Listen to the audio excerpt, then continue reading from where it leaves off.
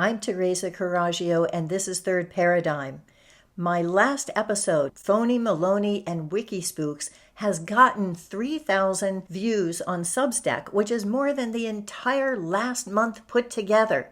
And after I posted it, I got great comments, including from Mathew Crawford and Liam Sturgis, who is the one who posts as Leotron 9000 on WikiSpooks and is the co-producer of Rounding the Earth. And then also from JJ Couey, whose video I had talked about in the previous episode, Is Malone the Zelensky of the COVID Con? I was spending the day just answering all of these great comments. And then when I thought it was as much excitement as I could stand, I decided to do the dishes at around 5. And so I put on a clip that Sage Hannah had posted of JJ's and wanted to see the rest. And so I went to his site. And there was my face blown up to 12 feet high behind his head, where he's talking with Mathew Crawford and Mark Kulacz. I'm probably not right on that pronunciation. And they're dissecting my video, which they did for over 2 hours. So not only did I get to see them have some great comments about this, but I also got to lurk in the comment thread. I couldn't log in without putting in a new browser, so I just lurked. And among the many fun comments that I got to see were ones about why I had no necklace on, even though there were dozens behind my head. And there's a great story behind that involves one of my favorite conspiracy theorists who posts as the Electric Mule on my YouTube channel, and his wife, Madam Sasaki, who also thinks that I look like I'm drying my fingernails when I keep waving my hands around, unlike conducting an orchestra, which is what the comment said. And this time, as you can see, I have moved out of my bedroom to film. So among all of those really fun comments, I also had a lot of really interesting information, and I am way out of my pay grade in terms of understanding the biological details of this. So I'm happy that Mathew Crawford has given me the benefit of the doubt that I am a sincere person who's thinking out loud and who's asking questions that deserve to be asked, and that I may be getting things wrong, but I'm ready to change my mind with new facts and information. So it was wonderful to be able to get that response. And in this video, I'd like to go into some of those comments from them and some of the ones that were posted in the sidebar that had some really interesting information. Let's do this. For those who haven't seen my last episode, what I did was analyze an interview that was 2 hours between Robert Malone and Aubrey Marcus called A Pandemic Postmortem. And in that, the question that I'm asking and have asked for 3 previous videos is whether Robert Malone is a covert agent, someone who is specializing in psyops in order to control the narrative of what's happened over the last 3 years, at a point where the deaths, the injuries, the lack of births are all things that are coming out and are no longer things that we can ignore. So the mainstream is starting to ask questions, and they're looking for someone to give them the answers. The answers that Robert Malone is leading towards are very narrow. They're ones about, was the vaccine perhaps not stored at the right temperature, and that's what made it more toxic? Was Pfizer corrupt because they have this woke agenda of hiring young people who don't know anything in responsible positions?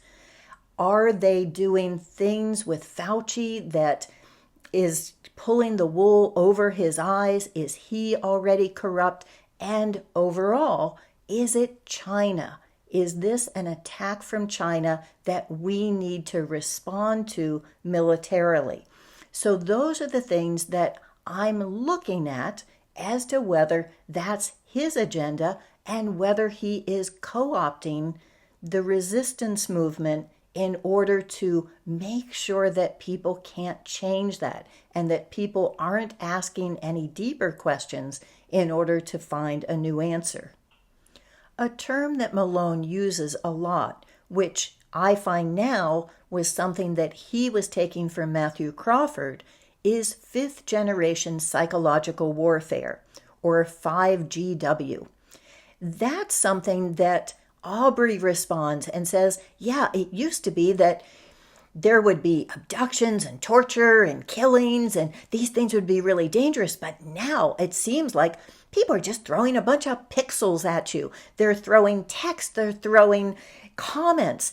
And so he's making this into something that is just Carlos Castaneda, and yes, they talk about that specifically, warriors, that people should be online warriors and they should get out there and throw some pixels at these chaos agents who are the ones who are causing a lack of unity in the resistance movement by questioning people like Robert Malone. So I want to talk about why this is not just throwing pixels. What is the history of things like the CIA and the deep state and foreign policy and covert actions that are taken by the U.S.? In order to do this, on my Substack, I have photographs that I've taken from Charles Eisenstein's recent post, which is "The Cause is Everything." These are very disturbing photos of the 40,000-bed prison that they've just built in El Salvador, where they expect to be housing these men for decades.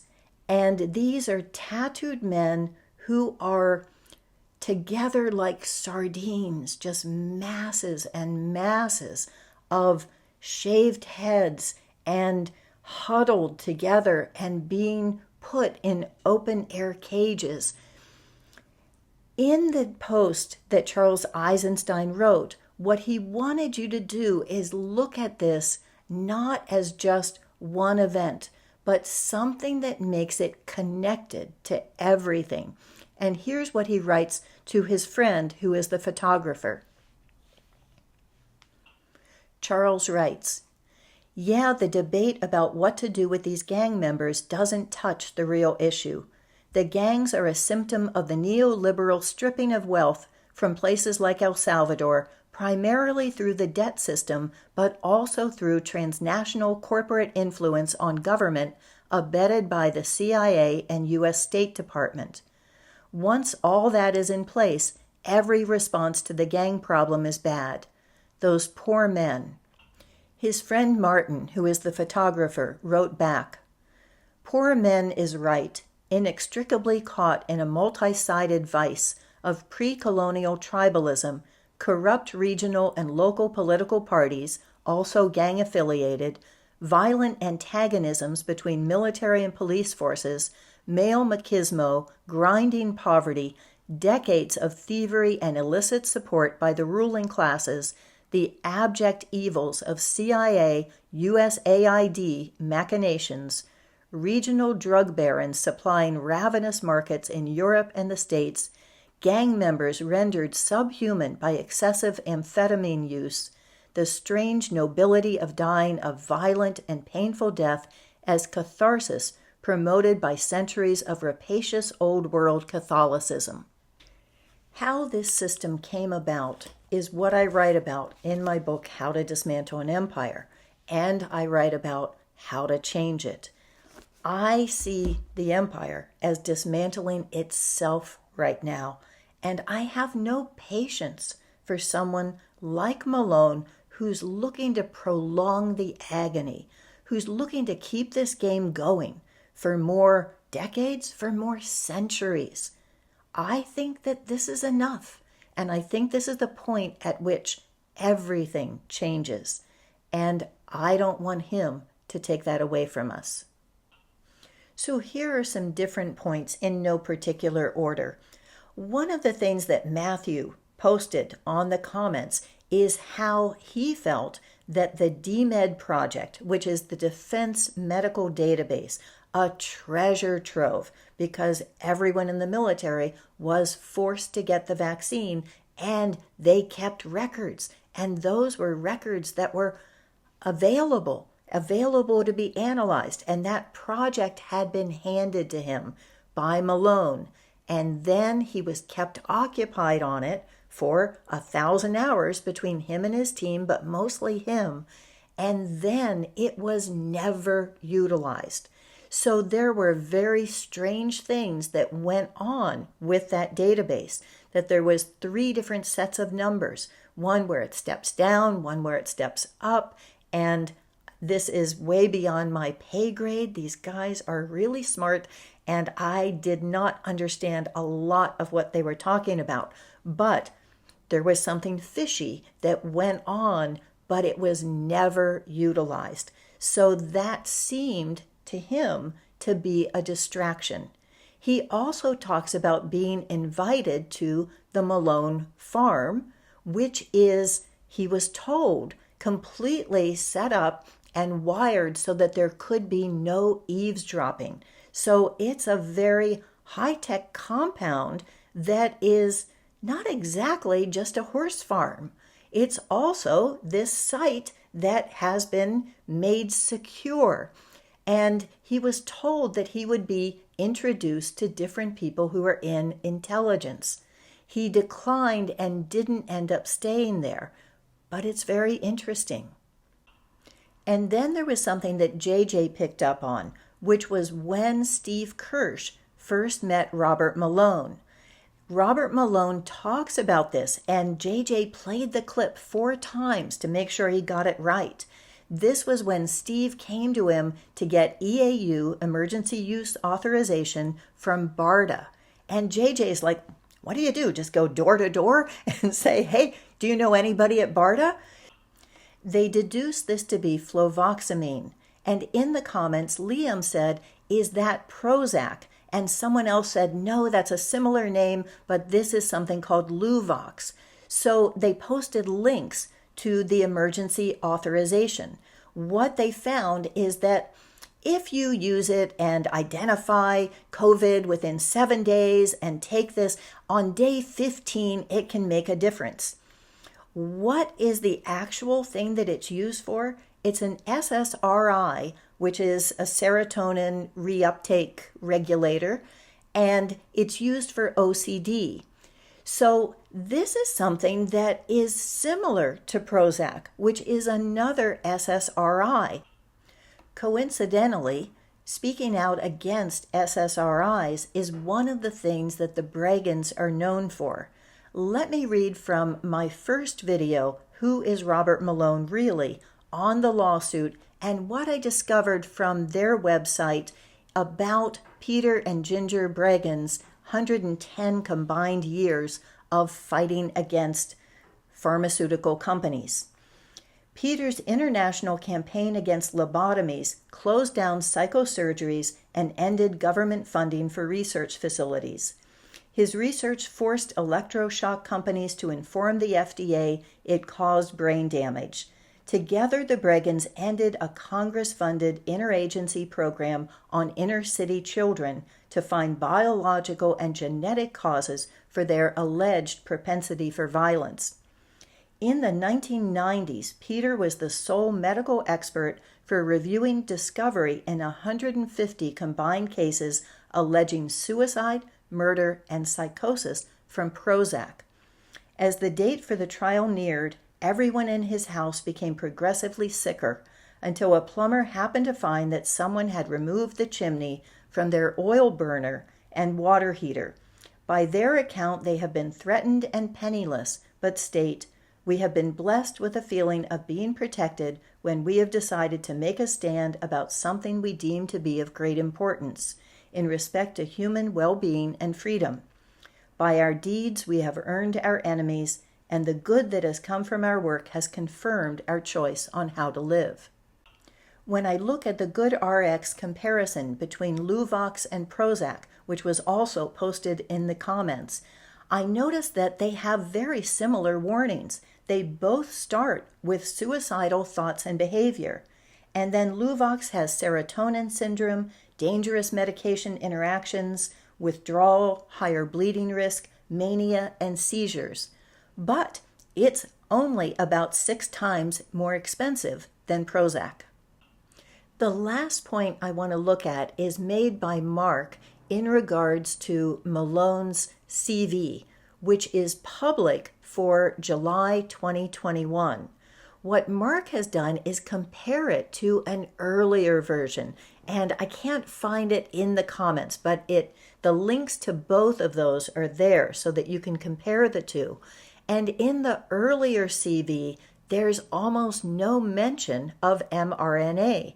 There's only a footnote where it mentions it, where it is prominently highlighted in the July 2021 version.